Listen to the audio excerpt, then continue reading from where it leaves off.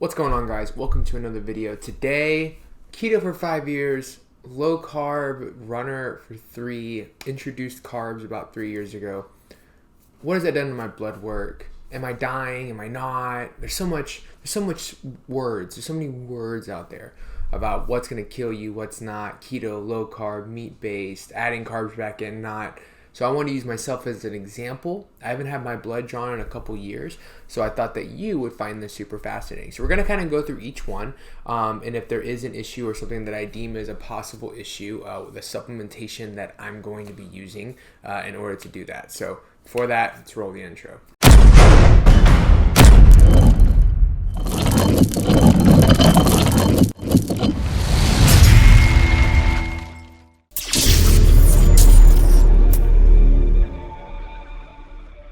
What's going on, guys? John the Chain here, Keto Road LLC owner, CEO, and also owner, CEO, and founder of Performance Gains Nutrition LLC. I'm an ultra runner. I am a metabolic specialist that specializes in women's hormones, an entrepreneur, husband, father, all the things. And today we're going to look at my blood labs. So without further ado, let's get into it. All right, so some backstory before we get into this. So I started keto in 2018. I had my blood drawn about 2 years into keto, about 8 months after my first bodybuilding show. I was showing signs of hypogonadism. My testosterone was just super low even after months and months of surplus calories. Got that addressed, used certain supplements to get it to triple. I have videos on that on my YouTube channel. You can just search that. And yeah, I tripled my testosterone numbers and things like that. Went back in 2020, so 3 years ago, and got them checked again, and or was it 2021? I think it was 2021, so it was a year after. Testosterone was a little bit lower. I had been off those supplements, so it just showed me that even though I was off the supplements, there wasn't a great impact. I didn't go back, right? It actually helped create a new baseline.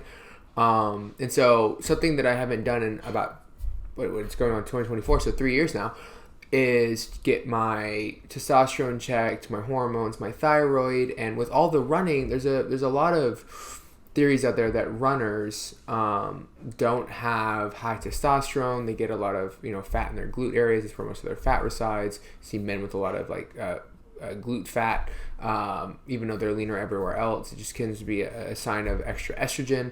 That's what the words are. I don't know if I actually believe that, but that's what they say. So I figured, okay, well, I was keto, and then now I've reintroduced carbs, so my insulin and blood sugar should just be wonky. I should be getting severely insulin resistant right now. My cholesterol might not be good because I eat a lot of saturated fat and red meat. My testosterone might be low because I'm a runner. So there's a lot of things there. Now, mind you, I got this blood draw. So I'd actually been sick for 3 weeks, and I got this blood draw at the end of the sickness, meaning I waited until I felt good for about 5 days, and then I got it taken. And there are a couple of results that I very strongly believe are from that, but we'll walk through them anyways, just to see what's going on there. So let's dive into this and let's get started. All right, so cholesterol numbers. Let's look at our lipids real quick. So as you can see, our lipids, cholesterol total 218, totally normal. That doesn't worry me a bit. HDL is a little low. I definitely want to see that go up. I would love to see that in the 55, 60 range. Easily can just add in more fish and olive oil into my diet. And we can probably see that go up quite a bit. So that's going to be easy to fix. Triglycerides are great, under 100. I'm happy with that. They don't need to be any better than that. I mean, if they do, they do, but totally fine with me.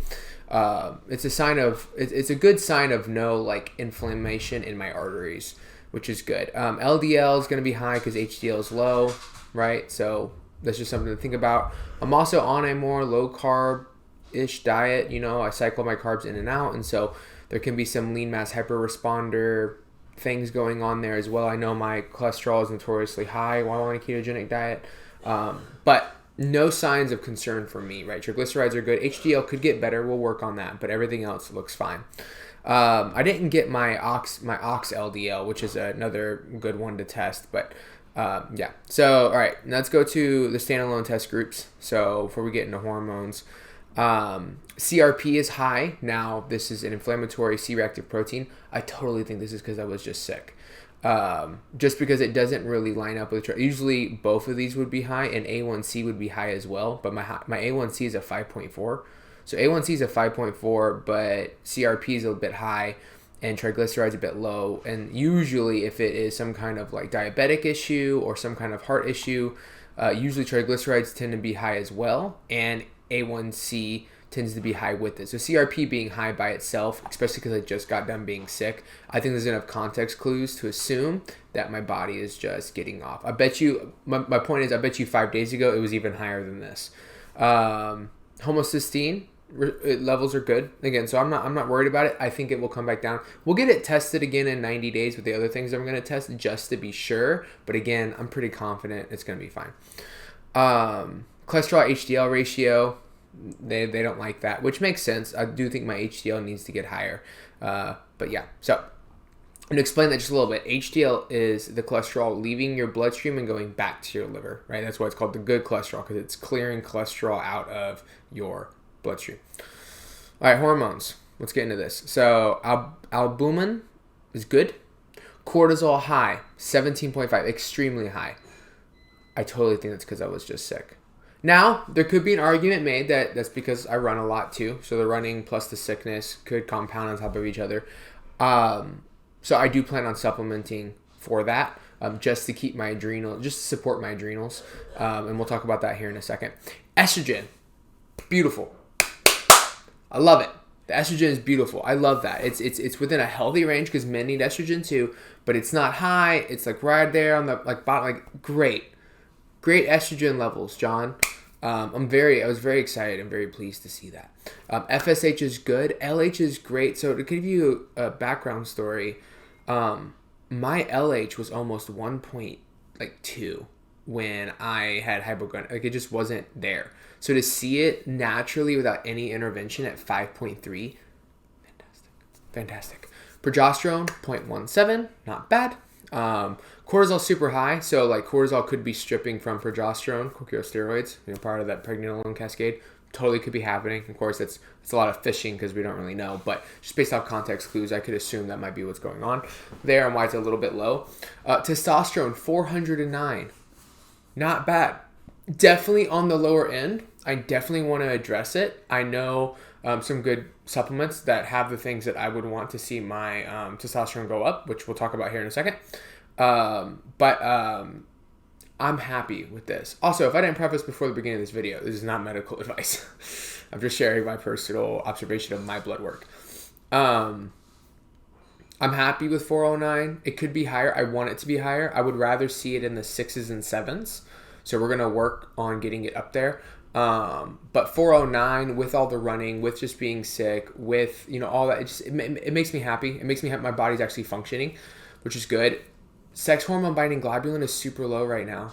So there seems to be a production issue. Now, cortisol could be suppressing testosterone production. They play off each other. That's a thing. Just because it lowers progesterone converts into testosterone. There's all those things. And my DHEA is good. I don't want to raise my DHEA anymore, especially because DHEA in men tends to convert into estrogen easier than women. So I don't want to play the DHEA side of things. I don't think that that's smart. But sex hormone binding globulin is super low, which I'm super excited about. Testosterone is not where I want it, but it is still within a healthy range.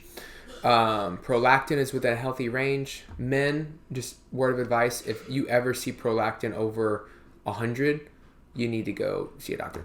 I would, because high prolactin in men is just not a good sign of anything.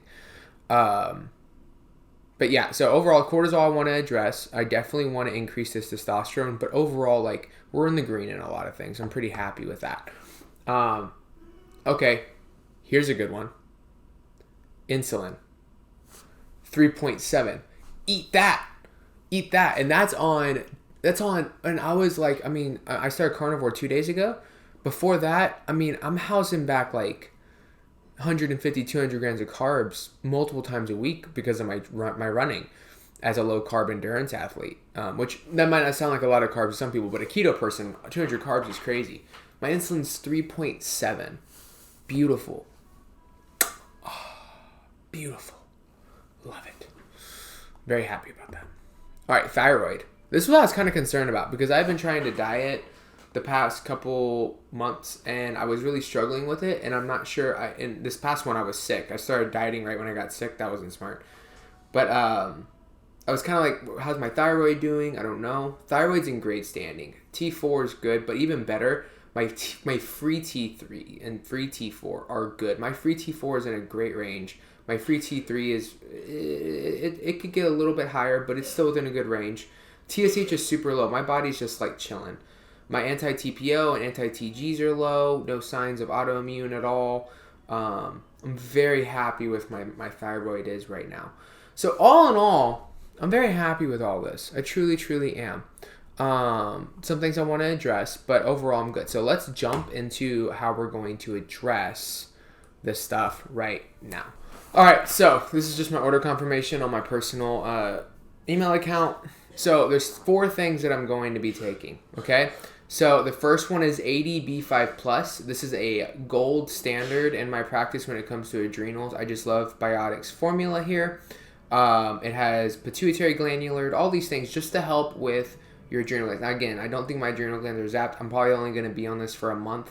It's just to help my body recoup. I also know that my running, I'm training for that 100 miler. My training is about to escalate. So I want to make sure my adrenals are supported through that transition.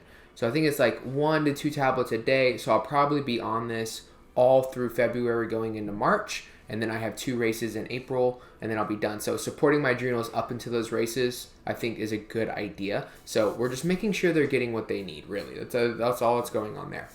Now, this testosterone formula, now I had 2 options here. I could either do what I did before, and I could buy the isolated mushroom and then put it all into a glass and chug it. I really didn't want to do that. And I don't honestly need a crazy boost. Like I don't need, if I got my testosterone numbers that triple from where they're at right now, I don't know if I would technically be considered natural. That'd be 1200, right? Based off the math. So I really like Integrative's formula here. So let's kind of go to it real quick. I just want to show it to y'all. I'll show you what I don't like about it and what I do like about it. Not that I don't like it. It's just like it doesn't have any like real benefits here. So let me shrink let me go over here real quick. Here we go. All right, so let's go to this real quick. This is full script, by the way. If you're a client with me, you get 35% off everything in here. Where is it? Oh man, come on now. Why didn't you just pop up? That's annoying. Oh, here we go. All right. So some things I like about this and some things that I don't. Let me just make sure I don't make my face doesn't get hidden. Okay, some things I don't. So I love the vitamin A. I think that's great. Vitamin D, both of those super important. The biotin is great. The biotin is going to help with the sex hormone binding globulin, which I think is great. Magnesium, awesome. Zinc, all important nutrients and minerals. Sodium, selenium, that'll be good, especially for the free T3. If we want to see that come up a little bit, selenium may help with that. We'll see. Tribulus whole plant extract. You know, at the end of the day, like, there's hit and miss with Tribulus. Like the studies are semi there, but not really. Some people notice some benefits, some don't. It's not dramatic. If it is, it's maybe like a 10% increase, which is still, that's still 40 points, right? So that gets us closer to 500. The real reason I like this one is because of the KSM 66 ashwagandha root extract, 670. That's a potent dose. Over 600 milligrams of KSM is a potent dose, and we know that helps increase testosterone numbers. So I like the Tribulus blended with ashwagandha. We should get quite the buff over the next, I would say, the next 90 days. I'll probably take this up until we take the blood draws again. And then it also has Asian ginseng root. Honestly, I don't know much about ginseng when it comes to testosterone boosting. I need to look into it. But I found that fascinating. Anyways, it's 3 pills. I can take them real quick. It has the basics of what I know works, and it also has other minerals that support those factors. So I'm happy with that, and that's why we went with that. Okay. DIM is dimethylene. All it is it helps your body metabolize estrogen. So it's just to keep the estrogen low. Just because I'm not sure what the testosterone formula will do, so I just want to keep estrogen low while I take it. Again, it's just a fail safe. Nothing wrong with it, but yeah. Cordyceps.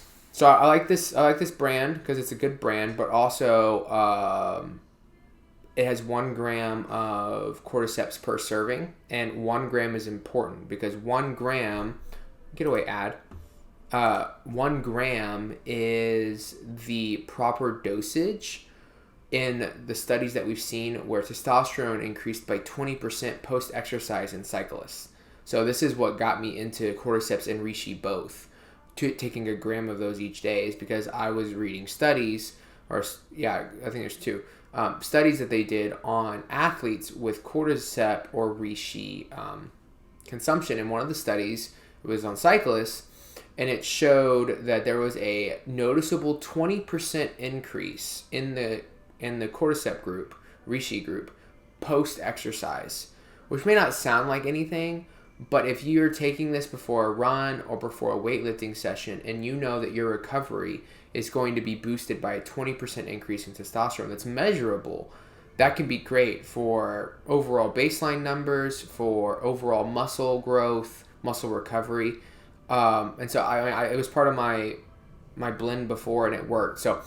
So 3 of these are here for hormone regulation, and then 1 of these are in here for adrenal regulation. Again, everything's in good standing, but I just want to see my numbers a bit higher. As you get older, even in men, no matter what kind of diet you're on, testosterone can still go down.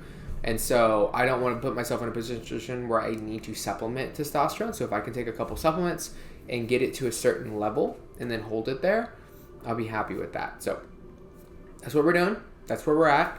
And that's the plan. All right, guys, so that's the whole video. I hope you enjoyed it. I hope you got a lot out of it. If you have any questions, put it in the comment section below. That's what we're doing. That's where we're at. Overall, very happy. I'm glad I'm not going to die of a heart attack from eating keto for so long. And I'm also glad that I have not become insulin resistant because I reintroduced carbs. In fact, if anything, I've become more insulin sensitive and more metabolically healthy given the type of activities that I do. So I hope that answered some questions. I hope that put you at ease in some areas. If you have any questions or anything, please put it in the comment section. I look forward to seeing y'all in the next one.